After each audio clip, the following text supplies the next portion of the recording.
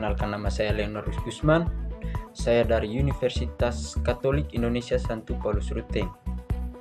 Saya dari kelas 2021C dengan jurusan Pendidikan Guru Sekolah Dasar. Teman-teman, hari ini saya akan membahas tentang pelanggaran HAM dengan kasus seorang ODGJ yang tega membunuh seorang ibu rumah tangga. Sekarang kita akan membahaskan tentang paparan peristiwa yang terjadi. Teman-teman, kasus ini terjadi di kampung saya sendiri di Vetua, Desa Golomangu, Kecamatan Lambaleda Utara, Kabupaten Manggarai Timur. Kasus ini terjadi pada tanggal 24 Maret 2024 lalu, teman-teman.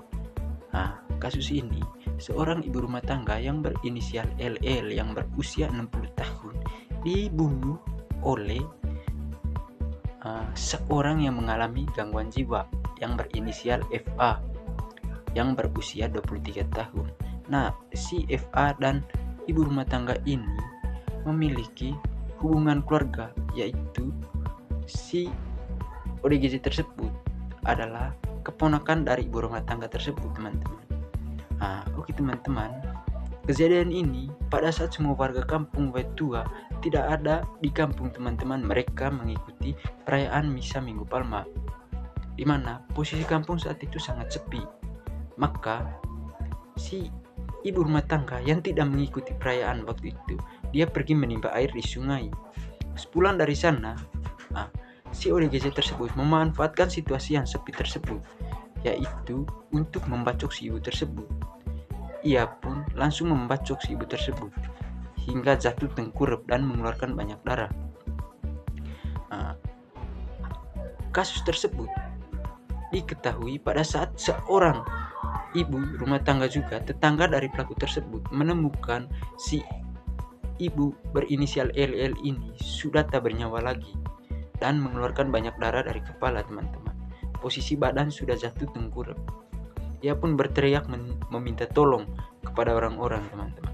Lalu semua orang berkumpul di situ untuk menyaksikan apa yang terjadi, teman-teman. Nah, si pelaku yang sudah membacok ibu tersebut sudah tidak ada di lokasi, teman-teman. Dia sudah melarikan diri, yaitu dekat di gereja, teman-teman. Dia melarikan diri ke gereja. Saat itu semua warga kampung Vetua mencari si pelaku ini, teman-teman.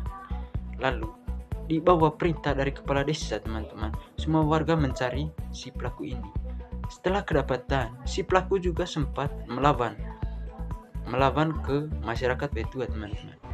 Di sini kepala desa dan orang-orang tua di sana mulai melakukan aksinya, yaitu langsung menangkap si pelaku tersebut dengan mengikat bagian kaki dan tangan si pelaku tersebut, lalu diamankan, teman-teman. Nah, sekarang kita akan membahas tentang masalah dan pelanggaran HAM yang terjadi dalam insiden ini, teman-teman. Sekarang kita akan membahas tentang masalah dan pelanggaran HAM yang terjadi pada peristiwa yang sudah kita bahas tadi, teman-teman. Yang pertama di sini, hak atas kehidupan, teman-teman.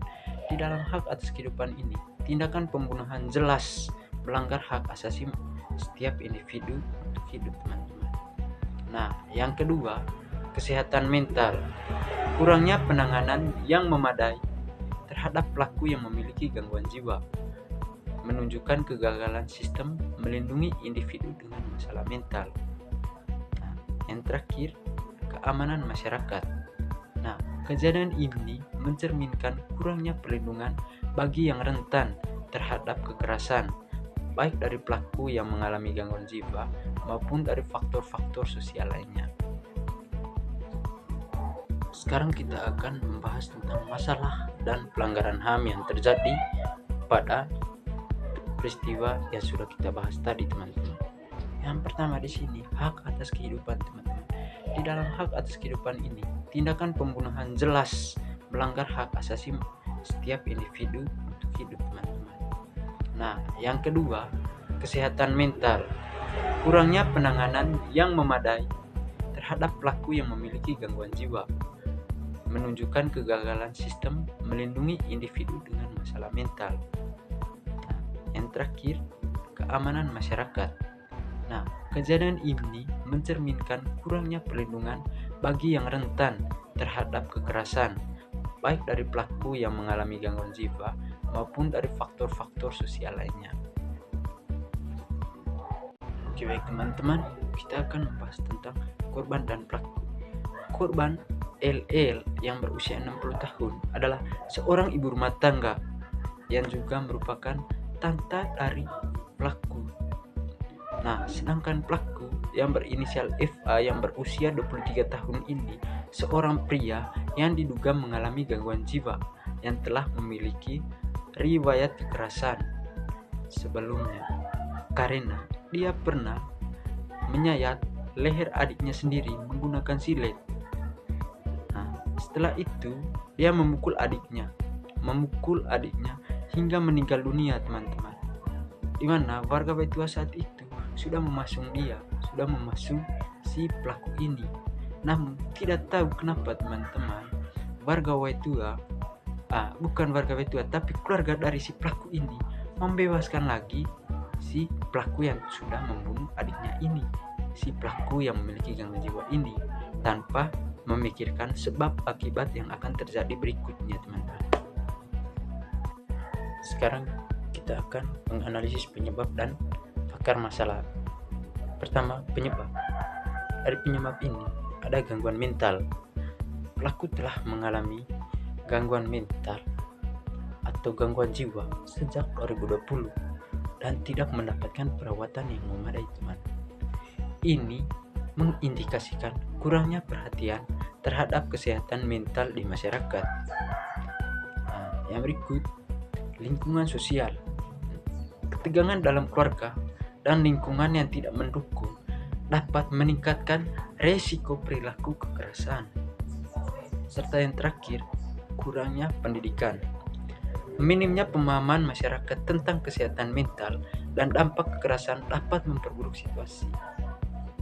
Sekarang ada akar masalah. Nah, dalam akar masalah, yang pertama, sistem kesehatan yang lemah. Di sini, keterbatasan akses dan kualitas perawatan kesehatan mental di Waitua menjadi akar masalah yang signifikan. Yang berikut, stigma sosial. Stigma terhadap individu dengan gangguan jiwa seringkali menghalangi mereka untuk mendapatkan bantuan yang diperlukan. Sekarang kita akan membahas tentang dampak masalah. Yang pertama, ada jangka pendek, trauma psikologis. Keluarga, korban, dan masyarakat akan mengalami trauma psikologis yang mendalam akibat kehilangan dan kekerasan. Habis itu, ketidakpercayaan masyarakat. Masyarakat mungkin merasa tidak aman dan kehilangan kepercayaan terhadap sistem keamanan. Berikutnya, kita akan bahas tentang jangka panjangnya, teman-teman. Di mana stigma berkelanjutan. Keluarga pelaku dan korban mungkin akan mengalami stigma sosial yang kita akan membahas tentang dampak masalah. Yang pertama, ada jangka pendek. Dalam jangka pendek ini ada trauma psikologis, teman-teman, di mana keluarga korban dan masyarakat akan mengalami trauma psikologis yang mendalam akibat kehilangan dan kekerasan, teman-teman. Yang kedua, ketidakpercayaan masyarakat. Masyarakat mungkin merasa tidak aman dan kehilangan kepercayaan terhadap sistem keamanan di sana karena ODGJ tersebut masih berkeliaran. Namun sekarang ODGJ tersebut sudah diamankan di kepolisian. Sekarang kita akan bahas tentang dampak masalah jangka panjangnya. Stigma berkelanjutan. Keluarga pelaku dan korban mungkin akan mengalami stigma sosial yang berkepanjangan. Yang kedua, risiko kekerasan berulang.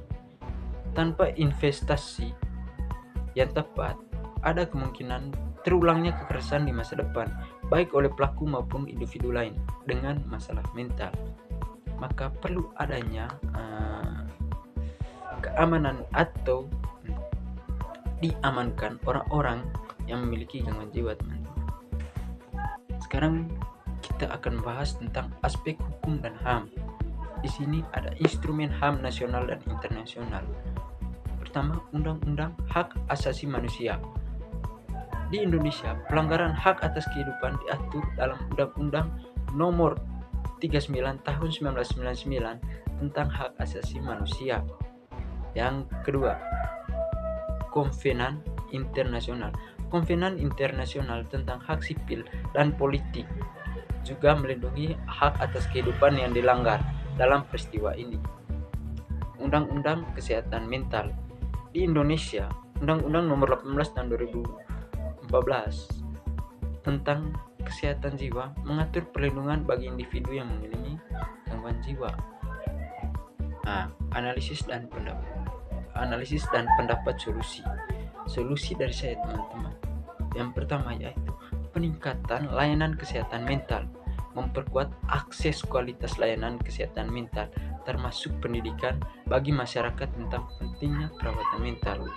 Yang kedua, program edukasi, di mana mengadakan program penyuluhan untuk meningkatkan kesadaran tentang kesehatan mental dan mencegah kekerasan. Yang ketiga, intervensi keluarga, menciptakan program intervensi untuk keluarga yang memiliki anggota dengan gangguan jiwa untuk memberikan dukungan dan pemahaman. Usulan untuk mencegah peristiwa serupa yaitu dari saya adanya kampanye kesadaran, melakukan kampanye untuk mengurangi stigma terhadap individu dengan gangguan jiwa serta meningkatkan pemahaman masyarakat tentang hak asasi manusia. Yang berikut, peningkatan pengawasan. Meningkatkan pengawasan terhadap individu dengan riwayat gangguan jiwa atau gangguan mental dan memberikan dukungan medis yang diperlukan. Yang terakhir ada perlindungan hukum. Di perlindungan hukum ini memastikan bahwa hukum dan kebijakan yang ada ditegakkan untuk melindungi korban kekerasan dan mencegah terulangnya peristiwa yang serupa. Sekian kasus atau peristiwa yang sudah kita bahas hari ini. Terima kasih atas waktu dan kesempatannya, teman-teman. Terima kasih.